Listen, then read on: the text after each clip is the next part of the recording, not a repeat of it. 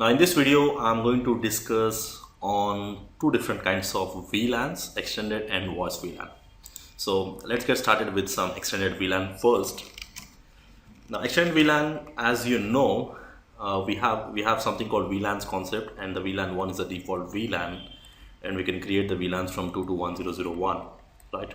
So that these are all, we call them as Ethernet VLANs, which we can use for Ethernet based networks.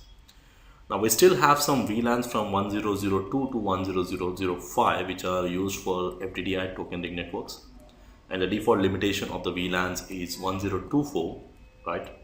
And as per the ISL tag, which is ISL VLAN ID, it is going to be 10 bits.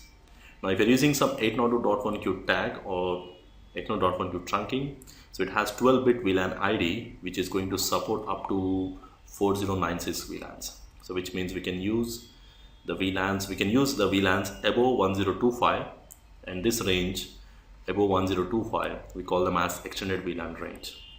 And this extended VLAN range is supported on some of the specific platforms, and we can use this extended VLAN range for adding more VLANs into your network.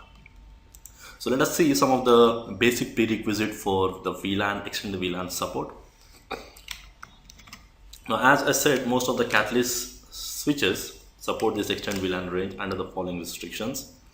Now the first restriction or the first condition is if you are using a VTP, VTP cannot be used for this extended VLAN management. So which means VTP should be either configured as a transparent mode or it should be on the off mode. So which means this extended VLAN range will not be carried or will not work if you are using anything other than transparent or off modes. So VTP has to be configured in the off mode or the transparent mode. So I got one example here in the screenshot here. I have a VLAN switch which is configured in the VTP server mode. So as I said, it works only on off or transparent. Once I made into a server mode, I tried to create a VLAN called VLAN 4000 with a name called sales. Once I did that, you can see some message. It is saying that failed to create the VLAN 4000 because the extended VLAN is not allowed in the current VTP mode. So if you're running a VTP, now the particular switch has to be configured either in the off mode or it can be on the transparent mode. So that's one of the conditions for extended VLAN support on your switches. Now you can see these are the VLANs which I was discussing. From one is the default VLAN, and these 4 VLANs are actually belonging to the FDDI or token ring networks. So in case if I change the VTP mode to transparent mode, now you can see I'm able to create a VLAN 4000 without any problem, which is a part of the extended range, and you can see the 4000 VLANs sales, and it is inactive here. You can verify that by using a show VLAN command. Now the other condition for the extended VLAN support is your spanning tree extended system ID feature has to be enabled, and by default it is enabled, so we don't need to worry about this.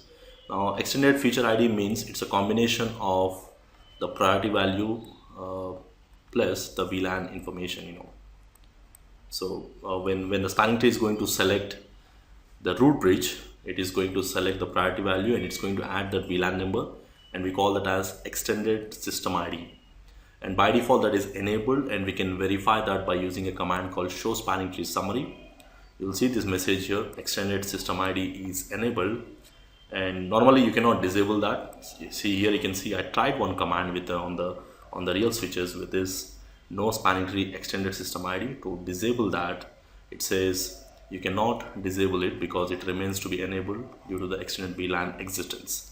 Okay, so then I try to remove that extended VLAN because it is already present in my switch. Then even though you remove that VLAN, it says that it's not accepted. Why? Because this platform mandatory needs an extended ID feature remains to be enabled. Now these are the major prerequisites for the extended VLAN support. If you're running a VTP, the switch has to be configured either on off mode or on the transparent mode, and there should be an extended VLAN, extended system ID support. That's one more condition for this extended VLAN range to support. And also you may see this extended VLAN range is not supported in almost all the platforms. The next thing we'll talk about voice VLANs. Now probably here we are not getting into any voice kind of configurations here. So what we'll try to understand is, in case in your production network you have an IP phone which is connected, which is going to send the voice signals out through the switch. Now for the IP phones, we'll configure some separate VLAN called voice VLAN, which is going to carry only your voice traffic. Now in this section we'll see how to create a voice VLAN and how we can separate the traffic from the data traffic, data VLAN to voice VLAN, and how we are going to create those particular VLANs and what are the specific configurations we need to do.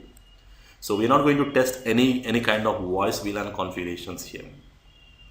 Now voice VLAN enables you to access ports to carry your IP voice traffic from an IP phone which is connected in the LAN. Now switch can connect to IP phone and can carry the IP voice traffic, and normally the Cisco IP phone contains an integrated 3-port switch. It has a 3-port switch where you can use an IP phone which can be connected to the switch, more like a normal access port, and it has one more port which can be connected to your computer. Now, and we can make this particular port which is connecting to IP phone as well as data. It can be a part of both the VLANs. It can be a part of the voice VLAN, as well as this particular port can be a part of your data VLAN, which is allowing the traffic from the PC to go on the same port, and also a part of the voice VLAN. So we'll see how we can make that particular specific configurations and what are the commands to create the voice VLAN, and that's something what we are going to verify here. There are some basic points, or the default VLAN configuration points will verify before we get into the command line. Like let me just come back to these points later on. First let us see the configuration on the voice VLAN. Now I'm going to use normal. You can try this command with the Cisco Packet Tracer program, where you can have one dedicated port for an IP phone which is only connecting to an IP phone, and this particular port belongs to only voice VLAN. So this is my voice VLAN, and then I can have a normal computer which is a part of a data VLAN. So in this scenario I'm going to create two different VLANs, a VLAN 10 which will be acting as my data VLAN, where I'm going to connect some computers, and then I got a voice VLAN which is VLAN 50 which is connecting to normally your IP phones here. So this is my VLAN 50 and this is my VLAN 10. Now both are different, but I got one more port. Now you can also have a configuration where one port can be a part of both the VLANs, VLAN 10 and VLAN 50. Now why? Because the reason is these two are different VLANs. One is the data VLAN and the other one is your voice VLAN.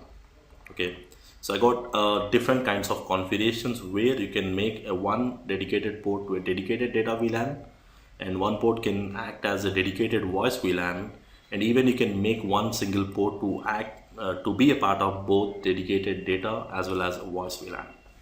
So the configuration wise there is a slight change in the commands. So let us see here. So the first, we are going to create the VLANs. So creating the VLANs is very simple. Just go to the VLAN number. I'm using a data as a name for the data VLAN and voice as a name for the voice VLANs. So VLAN 10, VLAN 50. So this is how we are creating the VLANs. Same like it's the same commands what we have learned. Now first thing, I'm going to configure this port number 1, which is a part of a data VLAN. So in order to configure that, we have simple commands: switch port mode access, switch port access VLAN, VLAN 10. And if you're configuring voice VLAN, it's going to be the same. We need to say interface F0/3, switch port mode access, switch port voice VLAN. This is how we configure. If you want to assign any specific port into a voice VLAN, we need to give a command called switch port voice VLAN 50. Here we did say access. Here we need to define as voice. So that's how we are going to assign a specific port to a voice VLAN, which is going to carry your voice traffic rather than carrying your data traffic. Now, as I said, there is one more port which can be a part of both data VLAN and the voice VLAN. So I'm going to configure the port number 2, which is part of a data VLAN, and also it is a part of a voice VLAN. So which means it is going to carry your data traffic as well as voice traffic. Now technically we are not going to test any this kind of environment here, because you definitely need some extra configurations required on the router, like DHCP or some numbering has to be given to each and every phone here. We are not getting into that particular configurations. So that's something really not tested in your examinations. So here, as a normal routing switching engineer, you need to have an idea of how to create a voice VLANs. So that is the main intention of covering this particular topic in this syllabus here. So this is how the configuration goes. And coming back to some of the default VLAN configuration, voice VLAN is by default disabled. We need to enable by using a command. What's the command? Switch port, voice VLAN number.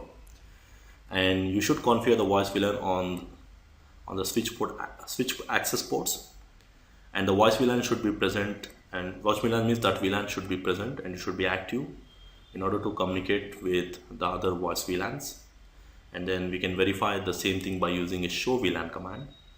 And by default, whichever the port you are going to configure as a voice VLAN, it automatically enables a port fast feature. Probably port fast features, I'll be getting into that more in detail in a separate sections. So for verification, we can use a command called show VLAN. So if you see show VLAN, you can see port number 2. It belongs to both VLAN 10 as well as VLAN 50, because this particular port belonging to both the data VLAN as well as it is going to carry your voice VLAN traffic.